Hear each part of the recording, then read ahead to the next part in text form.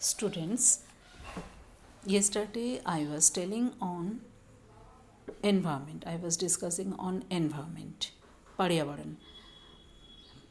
दो तरह का पर्यावरण होता है, एक तो नेचुरल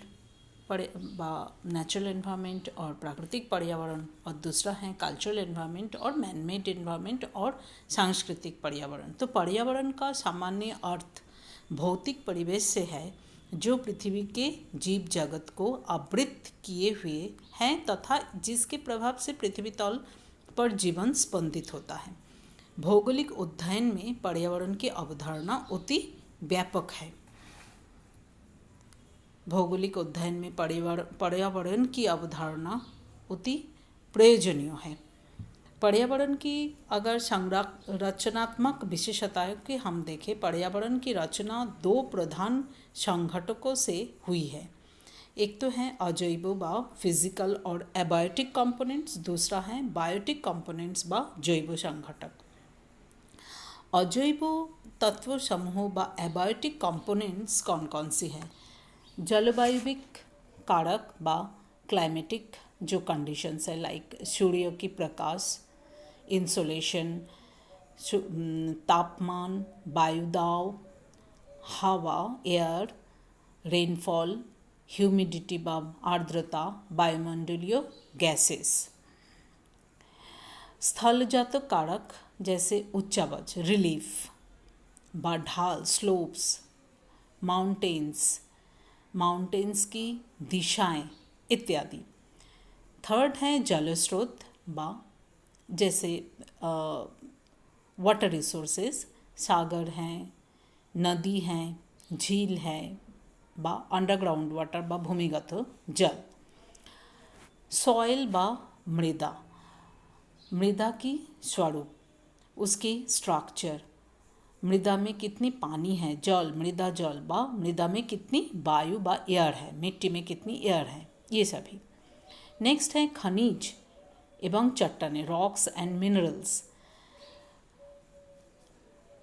नेक्स्ट है भौगोलिक स्थिति व जैसे प्लेन्स हैं, प्लेट्यूज व पहाड़ी हैं व कोस्टल एरियाज है, etcetera. These are the abiotic components.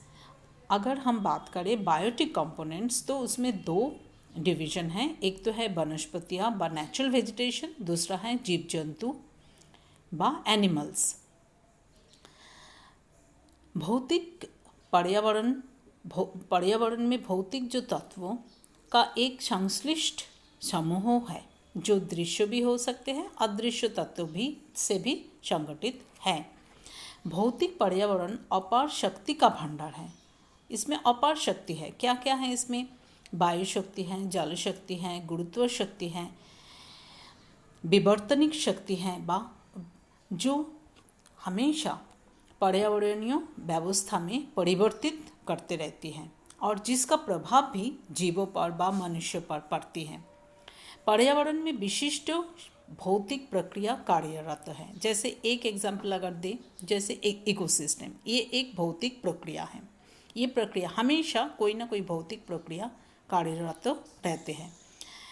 Next is पर्यावरण का प्रभाव दृश्य और अदृश्य दोनों प्रकार का होता है. पर्यावरण की क्षेत्रीय विविधता भी एक महत्वपूर्ण विशेषता है. इस विविधता के कारण क्षेत्रीय विविध संस्कृतियों के विकास के लिए उत्तरदायी है. अगर क्षेत्रीय विविधता है, स्पेशल डिफरेंसेस होते हैं, तो वो कल्चरल डिफरेंसेस को भी बनाते हैं, तैयार करते हैं, कल्चरल डिफरेंसेस लाते हैं. पर्यावरण का सतत परिवर्तन नूतन भौतिक भूदृश्य का कारण है.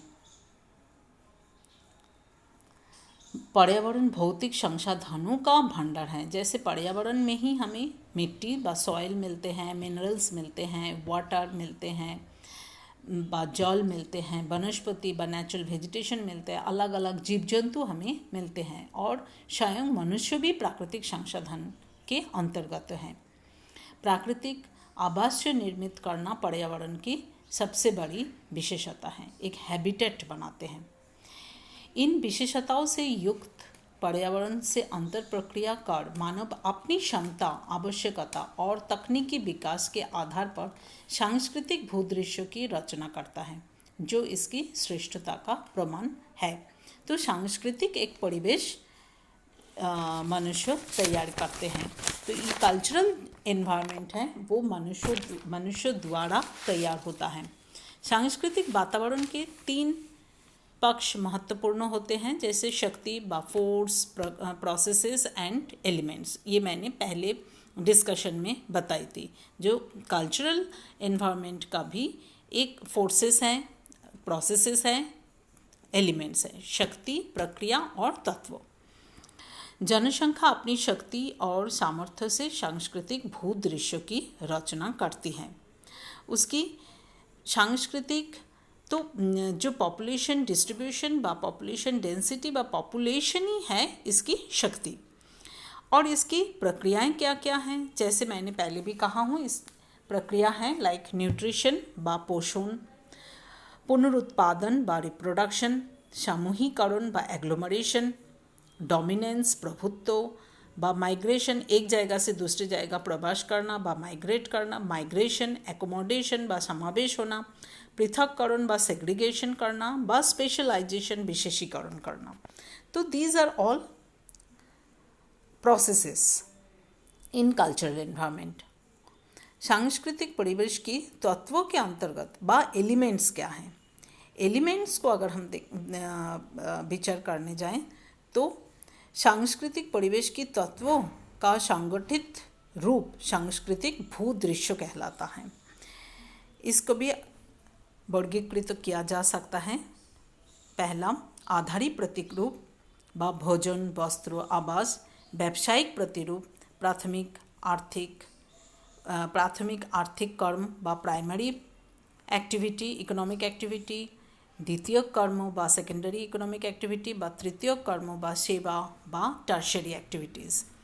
तकनीकी प्रतिरूप व टेक्नोलॉजिकल पैटर्न अगर देखें, मशीन्स, यंत्र, उपकरण, परिवहन और संचार के साधन।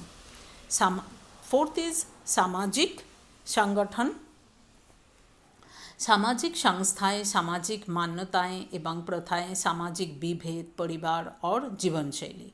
और लास्टली राजनीतिक स्वरूप व पॉलिटिकल पैटर्न। पॉलिटिकल पैटर्न में राजनीतिक व्यवस्था किसी भी देश की हो, किसी कॉन्टिनेंट, किसी कंट्री की हो व किसी प्रदेश की राजनीतिक व्यवस्था, राष्ट्रीय एवं अंतर्राष्ट्रीय संबंध, इंटरनेशनल रिलेशन और राजनीतिक प्रवृत्ता आदि, मतलब कितनी मैच्योरिटी आ रहे हैं पॉलिटिकल सिस्टम में। तो these are the all political patterns. तो ये हैं कल्चरल एलिमेंट्स व सांस्कृतिक तत्व। Thank you.